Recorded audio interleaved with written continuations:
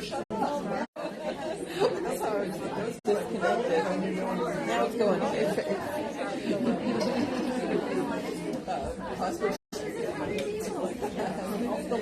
Okay, here we go. We're live.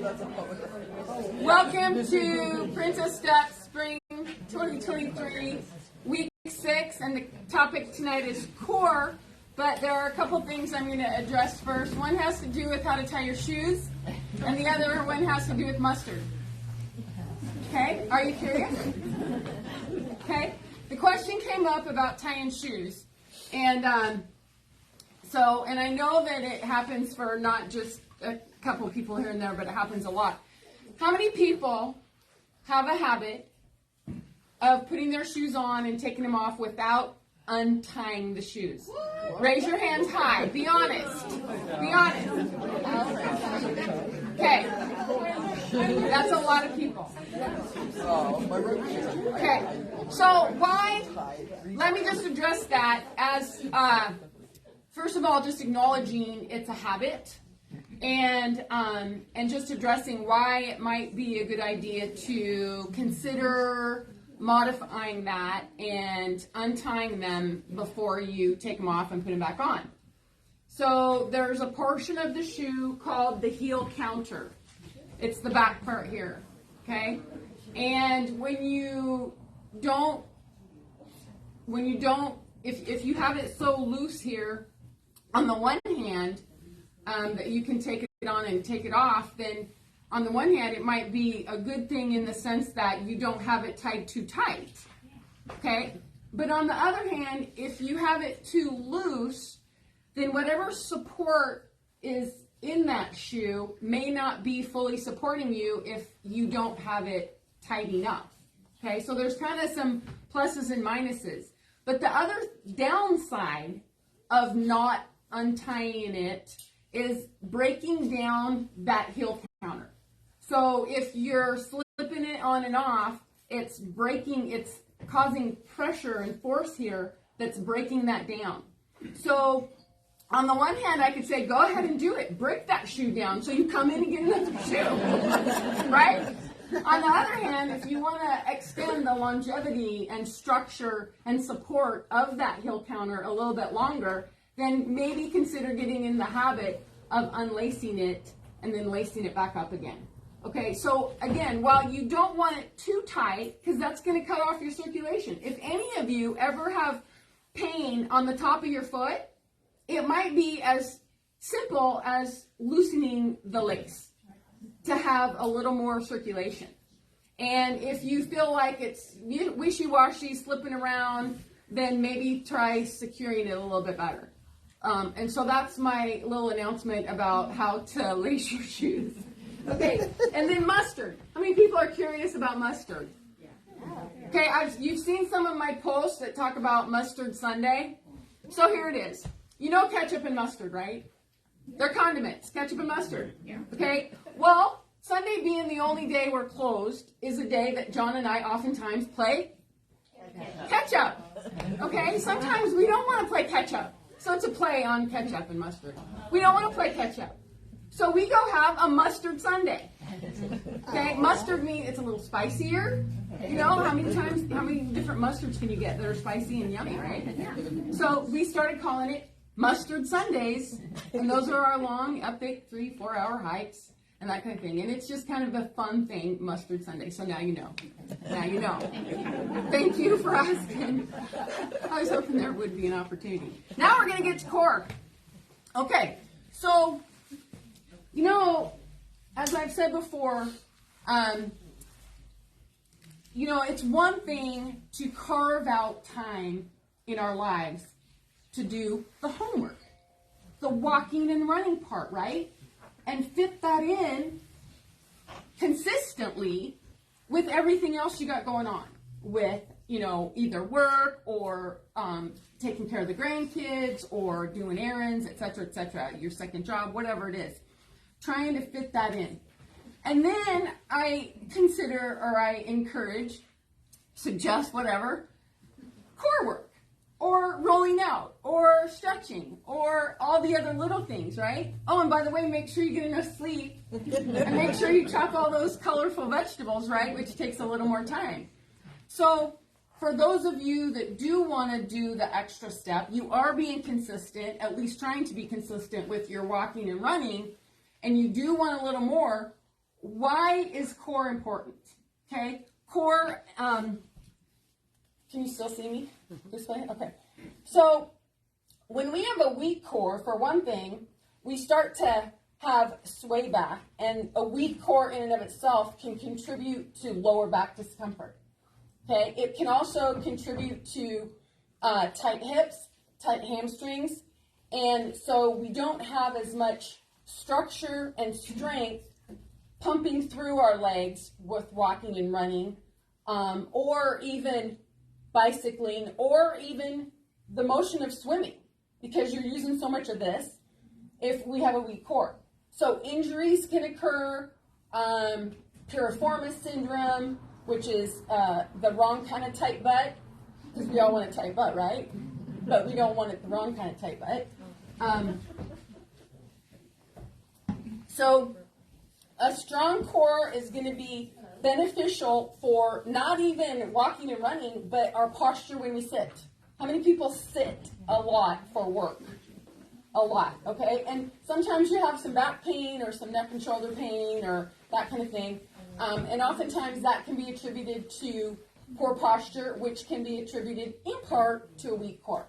So I could go on and on about functional activities, like taking groceries in and out of the car, or opening a heavy door.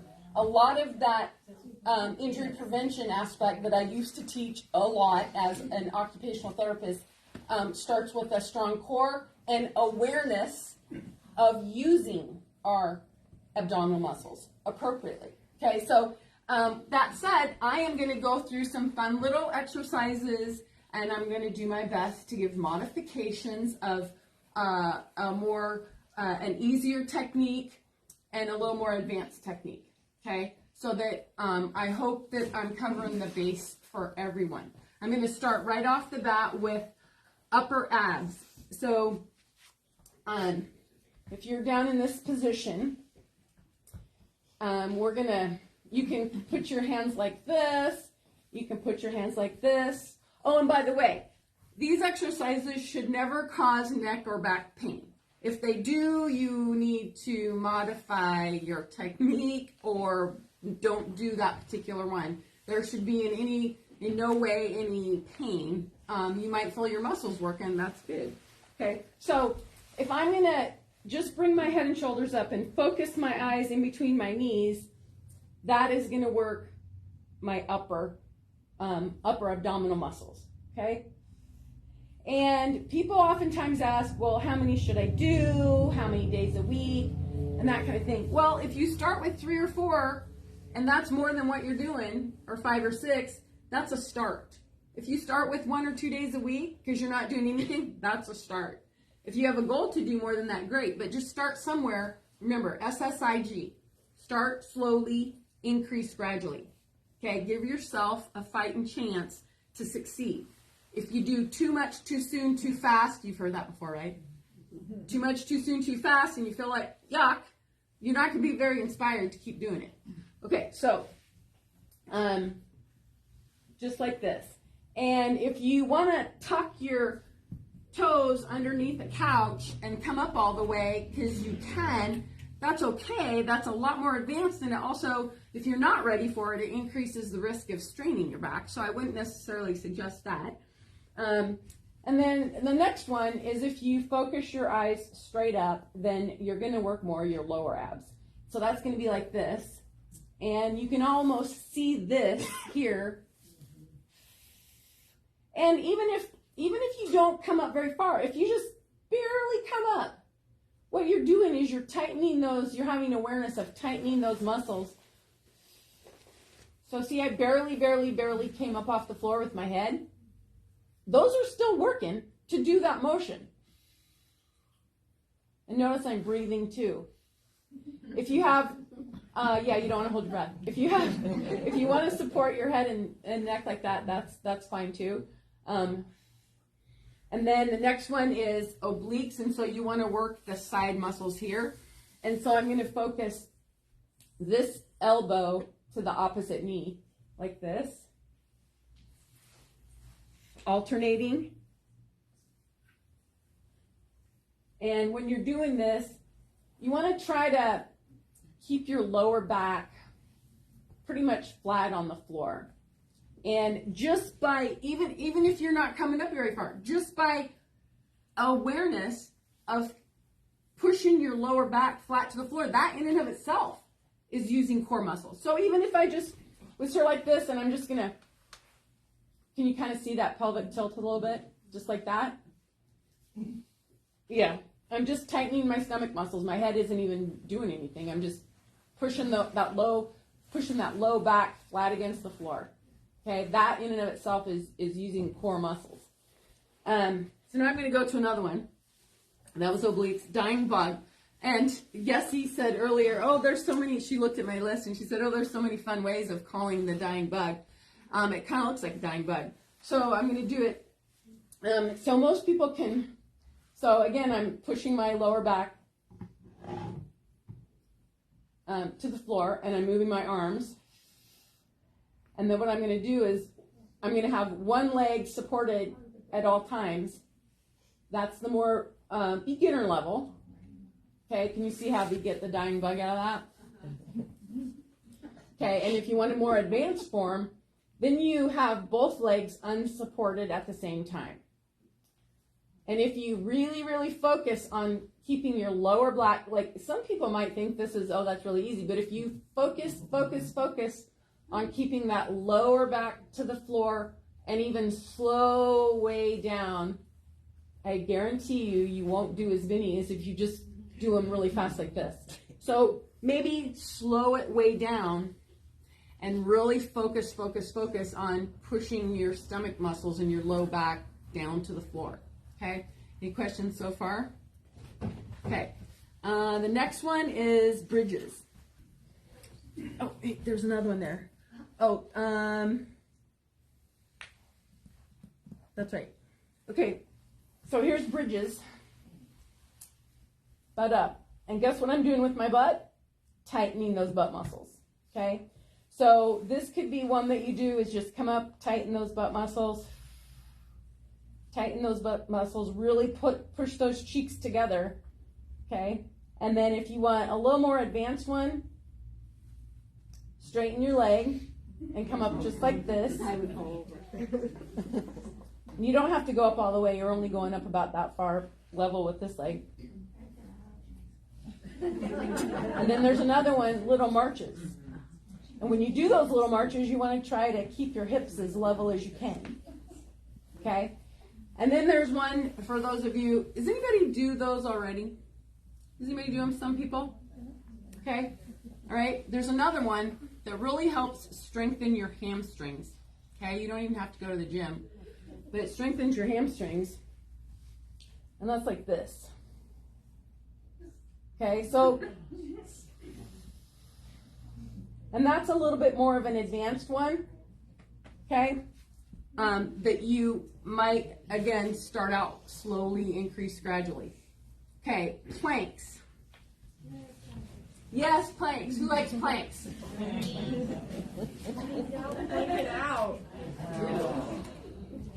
You can do planks like this. You can do planks like this. You can do them like this. So this is a plank that you can do. Start with literally 5 or 10 seconds. If you're not doing planks, it's an excellent form of core work. And again, I can't emphasize enough how important it is to start slowly and increase gradually. There's also side planks that you can do like this, or like this, or you can come up once again all the way up to on your arm like this, and little rainbows if you want it a little more advanced. I'm not sure why they call it a rainbow. Why do they call it a rainbow? Because you're doing art. Because you're arching. You're arching? I suppose. Okay. So side planks. If you come up up with a routine that works for you and you like it. And I've given some routines, like I gave a routine on the update for this week. One of the things that's kind of fun is, let's say you have 7 minutes. You can go through that routine however many repetitions you can in 7 minutes. And don't think that 7 minutes doesn't count, or even 5 minutes. Maybe it takes you 10 minutes to go through a routine of 10 repetitions per exercise, and you have, you know what, that felt really good. I have another 10 minutes. So then you could do another set, or maybe another partial set. So one of the fun ways that you can do this and work it into your day or your week is, don't feel like you have to do it all. Just pick 2 or 3. Just pick 2 or 3 of them and do something, just a little teeny bit. And then you get to feel really good that you did a little bit of core. So it doesn't have to be a whole big production, kind of workout. It can, if you want it to be. You can do an extra set, or even be really ambitious and do a 3rd set. And that just depends on how much time you have, how much time you want to allot to this versus rolling out with a trigger point, which is another session, combined with some stretching and that kind of thing. What's going to make you feel the best? If somebody were to ask me, well, what's most important, core work or stretching? Well, it depends on the individual person. What do you feel like that's going to benefit you the most based on how you're feeling? You feel like your hamstrings are tight, maybe it would be a good idea to roll out your quads and stretch your hamstrings. You feel like your lower back's hurting a little bit, maybe some core would help. Okay, it just depends on how each individual person feels, what your energy is that day. And here's another one. What sounds more fun? And I'm not kidding. Some days that might truly influence what I do that day. This morning was 25 minutes of rolling out with trigger point stuff. And that's like using the foam roller and the trigger point tools and that kind of thing. And then I was able to combine a little, so you could combine a little bit of this with a little bit of that. Okay, it just, what do you feel in your heart that would feel good to do and let you feel like you accomplished something over and above your regular homework, okay? Now we're gonna go to abduction, adduction. So that's basically these. And guess what? I'm tightening again, my butt muscles, okay? And I'm actually not going straight up like this. I'm kind of focusing more a little bit like this. And so this, once again, you can start with 3 or 4 or 5 or 10 or wherever you're at. And then, so I did the left leg. And now I'm going to do the right one like this. And I like to kind of give myself a little stability and balance just by putting this hand here. So that was right and left. And then I'm going to switch around and do the opposite one. Am I still in focus, Heidi? Oh, not on that side. Oh, thanks. And then the other leg up like this. Okay? It's important to breathe, relax, not be in a hurry. You're almost better off sometimes just slowing down. Maybe fewer repetitions takes sometimes just as much work as going faster and doing more repetitions, okay? And then here's, I was kind of trying to play with, instead of Superman, I was thinking Superwoman or Power Girl. I came up with Power Girl because it sounded fun. And so that's shifting and doing the back because that's part of the core too. So, this one might be Superman, but this one's Power Girl. Okay. And you can pulse like that, or you can do it like this. And that's really for sure going to be working your whole back muscles here to be coming up like this. I guess sometimes you could go up like this with your legs too to make it really powerful, right? Is that more Superwoman? And then some bonus moves. I got push-ups, chair dips, and then the stool thing. So you can all picture classic push-ups. Classic push-ups obviously would be a little bit more advanced, but also you can do the knee push-ups. But let's not forget about, you can move the camera this way, and I'm going to use this right where you're at. Let's not forget about counter push-ups, okay? Those count too. And this might be, not as advanced, obviously, as regular push-ups, but if you're not doing push-ups at all, this still counts. And this is still core work. Plus, you're getting some arm strength too.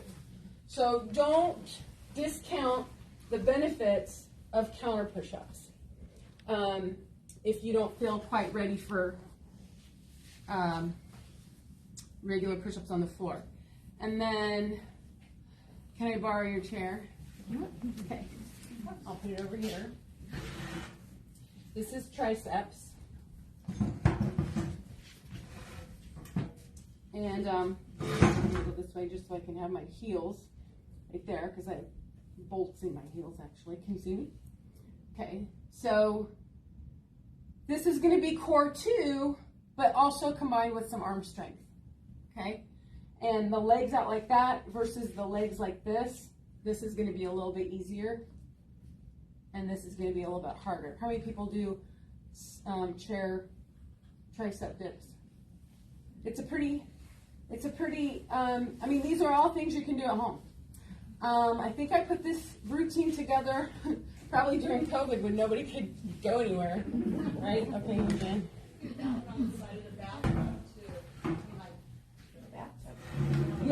Yeah, the bathtub. And I'll be right back, Heidi. Just leave the camera right there. I forgot to bring my stool. Because this is another one that has been really, really good, but different than what you would have ever imagined. Okay, so I'm going to my butt's not really sitting. It's just kind of at the edge of the stool. And I'm going to push my heels together and squeeze my butt. It seems like, what? How is that doing anything? Believe me, it is. And you can start with 10 or 15 seconds and then build your way up to 30 seconds. And then repeat that a second or a third time. And yes, you'll feel it in your butt. And yes, it's strengthening those. Because the thing is how many people have gone to physical therapy for a hamstring or IT band or piriformis, and the therapist says, "Oh, you runners, your glutes are so weak." Glutes, right? How many people have had that said to them? Their glutes are so weak. Okay, so when you're doing that exercise, tightening your butt muscles, or when you're doing any of the bridges, and I'm saying I'm tightening my butt muscles, you're working, or when you're doing the leg lifts, tightening your butt muscles, you're working on strengthening those glutes. So the PT won't say, "Oh, you runners and walkers, your butt is so weak." Okay, and so that's the tips and tricks for doing some core work on your own. I know those of you that go to a gym, oftentimes you have awesome trainers there that can show you how to use the equipment to do core work too. But if you're, kind of short on time and you just want to sneak a little bit of core stuff in, this gives you just a lot of different basic things that you can do at home. And then what I really, really encourage you to do is transfer that awareness of using your core muscles, once again, to everyday activities. And I'm not kidding when I say getting in and out of the car, okay? Pivot, don't twist. Tighten your butt, tighten your abdominal muscles when you get up out of the car.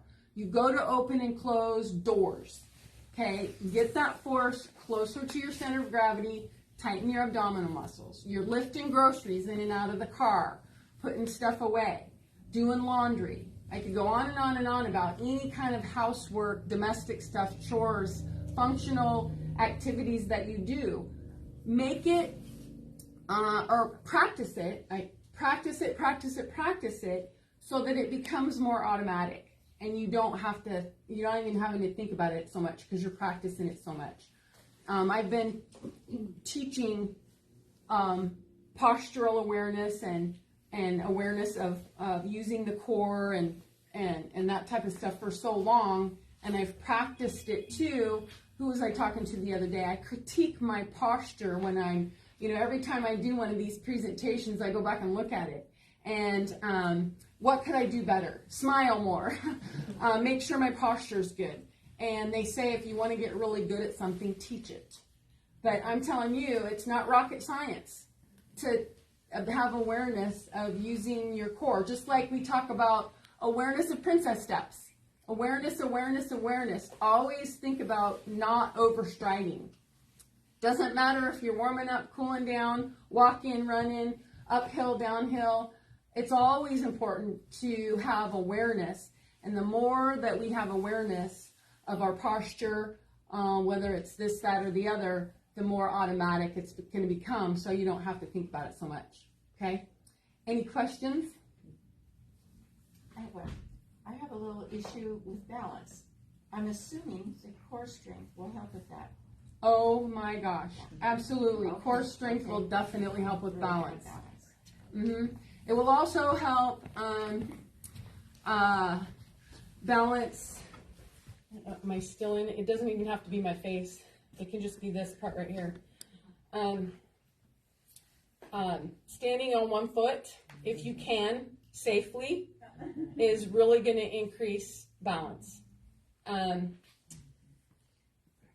there's a lot of exercises. I have a whole routine that I can do too if anybody wants it, but it's not quite relevant for today, and we're almost out of time anyway. But standing on one foot while you brush your teeth, standing on one foot while you're having a conversation with somebody, it really does increase your awareness and balance, so it's another good thing. Any other questions? Okay. Well, thank you very much. We're going to get out a couple minutes early tonight. And so what's next week on the list? On the list right on the bulletin board. What's on the next week?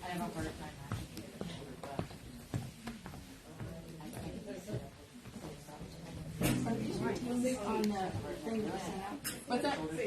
Safety is next week, and I'm a little bit nervous, a little bit excited because I have yet another person that's given the safety talk next week that I haven't heard, but I understand that she has a lot of experience in the field, and so I'm excited about that. And there's one final announcement I want to make. Week 11. What's week 11 on there? May 16th? Accessories and goals. What's the date? 16. May 16th? Okay. On week 11, May 16th, you're invited to invite a girlfriend. It's girlfriend night. Okay? And that's how some people have found out about Princess Steps, is through girlfriend night.